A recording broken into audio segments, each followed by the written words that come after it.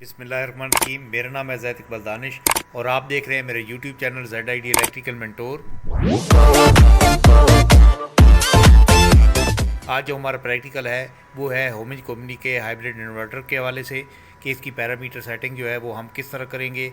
तो आज की इस वीडियो में हम आपको होमिज कंपनी के इस हाइब्रिड इन्वर्टर की पैरामीटर सेटिंग करके दिखाएं और समझाएंगे। तो हमारे साथ रहिएगा। तो चलते हैं आज की वीडियो की तरफ। तो पैरामीटर सेटिंग करने से पहले हमने इन बटनों को समझना है कि ये बटन किस किस मकसद के लिए हैं। ये सबसे पहले ये जो बटन है ये ऑन ऑफ का बटन है। इसके ऊपर ये सेटिंग का बटन है। सेटिंग में दाखिल होने के लिए, प्रोग्राम में दाखिल होने के लिए हम ये बटन इस्तेमाल करेंगे। चंद सेकंड के लिए इसको प्रेस करेंगे तो हम फ़ौरन सेटिंग में दाखिल हो जाएंगे। इसके बाद ये नीचे आप देख रहे हैं up and down arrow keys यहाँ इस्तेमाल करेंगे हम। ये दोनों कीज़ बनी हुई हैं। ऊपर की सेटिंग में जाने के लिए, नीचे की सेटिंग में जाने के लिए या किसी सेटिंग को कम या ज़्यादा करने के लिए हम इनका इस्तेमाल करेंगे, इस बटन का। इसके अलावा सेटिंग को सेव करने के लिए ये नीचे आप देख रहे हैं ये बटन है सेव करने के लिए। तो सबसे पहले हम सेटिंग में दाखिल होते हैं। ये हमारे सामने सेटिंग नंबर 1 आ चुकी है, जैसा कि आप देख सकते हैं।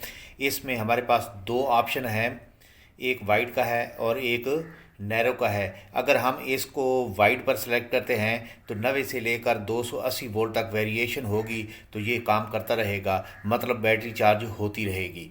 अगर हम इसको नैरो पर सेलेक्ट करते हैं तो 170 वोल्ट से लेकर 280 वोल्ट तक काम करेगा। अगर वापडा के वोल्टेज 170 वोल्टेज से कम मिलेंगे तो यूपीएस बैटरी चार्ज नहीं करेगा। तो बेहतर यही है कि हम इसको वाइड पर सेलेक्ट करें। अब हमारे सामने सेटिंग नंबर 2 आ गई है। इस सेटिंग नंबर 2 में 3 ऑप्शन हैं, सोलर का, बैटरी का और वापडा का। पहले नंबर पर ये सोलर का है अगर देखा जाए, तो दूसरे नंबर पर हमारे पास वापडा यूटिलिटी का है और तीसरे नंबर पर हमारे पास सोलर का, बैटरी का और यूटिलिटी का ये ऑप्शन है। तो इनमें से हमने किस को सिलेक्ट करना है, तो उसके लिए सबसे पहले आपने इनको समझना होगा। तो सबसे पहले हम सोलर का ऑप्शन जो है उसको समझ लेते हैं कि उसको अगर सेलेक्ट करें तो उसका क्या मकसद है। अगर इस ऑप्शन पर, सोलर पर हम अगर इसको सेलेक्ट करते हैं तो इसके सेलेक्ट करने का मकसद ये है, इससे मुराद ये है कि सोलर भी हो, बैटरी फुल चार्ज भी हो और वापडा भी हो, तो लोड सोलर उठाएगा। अगर सोलर काफ़ी नहीं तो फिर बैटरी भी मदद करेगी। तो बेहतर यही है कि आप इसको सोलर पर ही सेलेक्ट करें। आगे दूसरा जो ऑप्शन है इसका, उसको हम समझ लेते हैं। ये दूसरा ऑप्शन सेटिंग नंबर 2 में दूसरा ऑप्शन है यूटिलिटी का, वापडा का। इस सेटिंग को सेट करने का मकसद कि वापडा लोड उठाए, बेशक बैटरी फुल चार्ज हो और सोलर भी हो। सोलर और बैटरी उसी सूरत में लोड उठाएंगे जब वापडा सप्लाई नहीं होगी। अब तीसरे ऑप्शन को देखते हैं। तीसरा ऑप्शन जो है वो सोलर का, बैटरी का और यूटिलिटी का है। इस सेटिंग से मुराद सोलर, बैटरी और यूटिलिटी यानी वापडा तीनों की सपोर्ट मौजूद है। इसको सेट करने का मकसद सबसे पहले लोड जो है वो सोलर उठाएगा। जब सोलर काफ़ी नहीं होगा तो फिर बैटरी मदद करेगी, और जब बैटरी कम वोल्टेज पर पहुंच जाएगी और लोड ऑफ होने को होगा तो वापडा सपोर्ट करेगा। बेहतर यही है कि आप सेटिंग नंबर 2 में इसको सोलर पर ही सेट कर दें। सोलर पर सेट करने के बाद आपने सेटिंग नंबर 3 में दाखिल होना है। ये हमारे पास सेटिंग नंबर 3 आ चुकी है। इस सेटिंग में 4 ऑप्शन हैं कि बैटरी को सोलर पर चार्ज करना है, या बैटरी को आपने वापडा पर चार्ज करना है, वापडा और सोलर दोनों पे बैटरी को आपने चार्ज करना है, या सिर्फ़ और सिर्फ आपने सोलर पर ही बैटरी को चार्ज करना है। तो इसकी सेटिंग कर सकते हैं। इसमें भी 4 ऑप्शन हैं। ये जो आपको नज़र आ रहा है ये सोलर से बैटरी चार्जिंग का ऑप्शन है। वापडा बैटरी को उसी सूरत चार्ज करेगा जब सोलर वोल्टेज ना होंगे। इसके आगे ऑप्शन देखते हैं। सेटिंग नंबर 3 का दूसरा ऑप्शन जो है ये इस मकसद के लिए है कि वापडा से बैटरी चार्जिंग हो। सोलर बैटरी को उसी सूरत चार्ज करेगा जब वापडा वोल्टेज नहीं होंगे। आप तीसरी सेटिंग को देखते हैं। आप तीसरे ऑप्शन को देखते हैं। अगर इसको सेलेक्ट करते हैं तो इसका मकसद ये है कि सोलर पे भी और वापडा पे भी दोनों पे बैटरी चार्ज हो। आगे चौथे ऑप्शन में हम जाते हैं। ये जो ऑप्शन है इससे मुराद ये है कि अगर हम इसको सेलेक्ट करते हैं, इसको मुंतखब करते हैं, तो इसका मतलब ये है कि वापडा हो या ना हो, बैटरी सिर्फ़ और सिर्फ सोलर पर ही चार्ज होगी। तो इसमें जो बेहतर है वो CSO, उसको हम सेलेक्ट करेंगे। तो आपने CSO को यहाँ पे सेलेक्ट करना है और नीचे ये इंटरवल बटन जो है इसको चंद सेकंड के लिए प्रेस करना है, तो ये डाटा जो है ये सेव हो जाएगा। अब हम सेटिंग नंबर 4 में जाते हैं। सेटिंग नंबर 4 में हम दाखिल हो चुके हैं। ये सेटिंग हम तब ही अप्लाई कर सकते हैं जब ऊपर दूसरी ऑप्शन में SBU का या SOL का इंतखाब किया होगा। इस सेटिंग करने का मकसद कि कितनी बैटरी चार्ज हो जाए तो लोड वापडा या सोलर से हटकर बैटरी पर चला जाए। इसमें दर्ज झैल ऑप्शन हैं, वो मैं आपको दिखाता हूँ। दरमियान वाले बटन को आपने बारी बारी प्रेस करना है। सबसे पहले आपको 13.5 वोल्ट नज़र आ रहे हैं, उसके बाद 14 वोल्ट आपको नज़र आ रहे हैं, फिर आगे फुल का ऑप्शन है,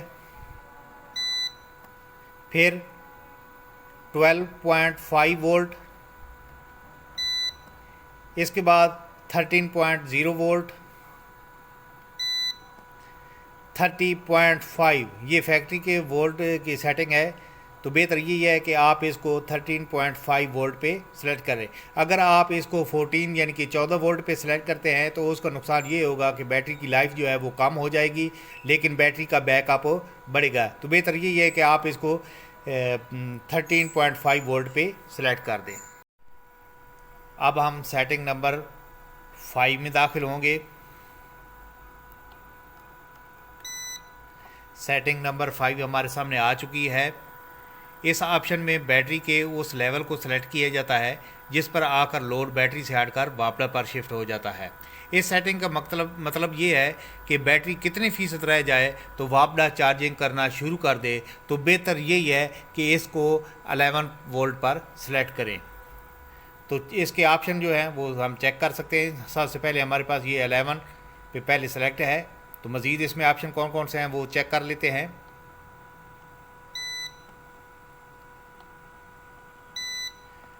ये मेरे पास 12 वोल्ट, 10.5 वोल्ट, 11 वोल्ट, 11.5 वोल्ट। तो हमने इसको 11 पर सेलेक्ट करना है, तो हम उसको 11 पर सेलेक्ट करके इसको सेव कर देते हैं। ये हमने बटन चंद सेकंड के लिए प्रेस किया और वो सेव हो गया। अब हम दोबारा प्रोग्राम में दाखिल होंगे। चंद सेकंड के लिए प्रेस किया। सेटिंग नंबर 1 हमने पहले कर ली है, 2 भी कर ली है, 3 भी कर ली है, 4 भी कर ली है, सेटिंग नंबर 5 भी हमने कर ली है। अब हम दाखिल होंगे सेटिंग नंबर 6 में। सेटिंग नंबर 6 हमारे सामने आ गई है। यहाँ पे ये 60 एम्पेयर शो हो रहे हैं, ये आप देख सकते हैं। इस सेटिंग में पूछा जा रहा है कि सोलर से लोड को चलाने और बैटरी को चार्ज करने की मजमूई करंट कितनी है, यानी कि जो हमने लोड चलाना है उसकी टोटल कितनी करंट यानी कि बनेगी, और बैटरी को चार्ज करने के लिए जो करंट होगी, दोनों को जमा करके हमने सेलेक्ट करना है रेंज को। तो इसमें और भी ऑप्शन है, आप देख सकते हैं। ये 70, 80, 20, 60 पे सिलेक्ट करेंगे।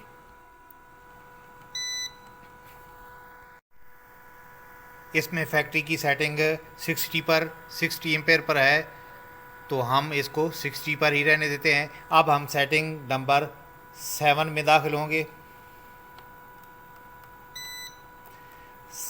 सेटिंग नंबर 7 हमारे सामने आ चुकी है। इस सेटिंग में ये पूछा जा रहा है कि बैटरी को कितनी करंट पर चार्ज करना है। तो जितने एम्पेयर आवर की बैटरी हो उसको 10 पर तकसीम किया जाता है, डिवाइड किया जाता है, और हासिल तकसीम जो जवाब आए वो उस बैटरी को चार्ज करने के लिए एम्पेयर निकलते हैं।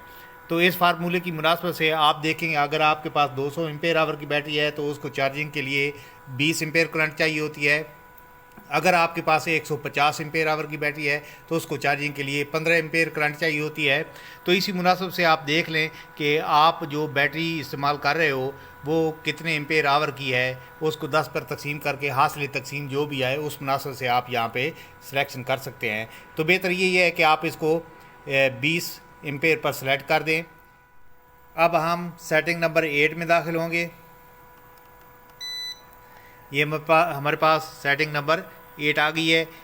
इस ऑप्शन में ओवरलोड की सेटिंग की जाती है कि जब लोड बढ़ जाए तो यूपीएस रीस्टार्ट हो या ना हो, इसमें ये पूछा जा रहा है। इसमें मज़ीद 2 और ऑप्शन हैं, वो आप देख सकते हैं। एक तो सामने नज़र आ रहा है कि डिसेबल करना है या एनेबल करना है। तो इसमें आप डिसेबल को सिलेक्ट कर लें। अब हम सेटिंग नंबर 9 में दाखिल होंगे। सेटिंग नंबर 9 हमारे सामने आ गई है। ये ऑटो कट ऑफ का ऑप्शन है कि बैटरी कितने कम वोल्टेज पर आए तो यूपीएस लोड को बैटरी से कट ऑफ करा दे। इसमें अगर हम ऑटो पर सेलेक्ट करते हैं तो यूपीएस वोल्टेज की वैल्यू खुद एडजस्ट कर लेता है। मज़ीद इसमें ऑप्शन देख लेते हैं। ये 10 वोल्ट का ऑप्शन है, इसमें 10.2 का ऑप्शन है, 10.4 का ऑप्शन है। बेहतर यही है आप इसको 10.6 या 5 पे इसको सेलेक्ट कर दें। ऑटो पे करना चाहते हैं तो ऑटो पे भी आप कर सकते हैं। अब हम सेटिंग नंबर 10 में दाखिल होंगे। ये सेटिंग नंबर 10 हमारे सामने है। इसमें ये पूछे जा रहा है कि आप ये एलईडी लाइट जो ये रोशन है इसको ऑफ़ रखना चाहते हैं, ये इसको ऑन रखना चाहते हैं। तो सबसे पहले मेरे पास एलईडी ऑन का ये ऑप्शन है। दूसरा हम चेक करते हैं तो दूसरा ये ऑफ़ का आ गया है। हम अगर इसको सेव करते हैं तो ये लाइट बुझ जाएगी, लिहाजा हम इसको ऑन ही रखते हैं। ये आपको मैं चेक कराता हूँ, ये ऑफ़ हो गई है। तो अब सेटिंग नंबर 10 में मैं दोबारा जाके इसको ऑन ही रहने देता हूँ। सेटिंग नंबर 10 मेरे पास आ गई है। अब मैं इसको ऑन कर लूँगा, इस सेटिंग को ये मैंने ऑन कर दिया है। अब मैं यहाँ पे सेव कर लूँगा तो वो लाइट जल जाएगी, ये रोशन हो गई है लाइट। अब मैं दोबारा सेटिंग में जाता हूँ। अब हम सेटिंग नंबर 11 में दाखिल होंगे।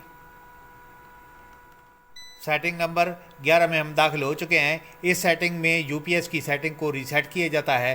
ये अगर सेटिंग ख़राब हो जाए और फैक्ट्री वाली सेटिंग दोबारा करनी हो तो REE ऑप्शन सेलेक्ट करेंगे। अगर उसके उल्ट या बरअक्स हमने सेटिंग करनी है तो फिर RED सेलेक्ट करेंगे। इसमें डिफ़ॉल्ट RED ऑप्शन है, मतलब जो फैक्ट्री की सेटिंग है वो RED है, लिहाजा हम इसको RED पे सेलेक्ट करेंगे।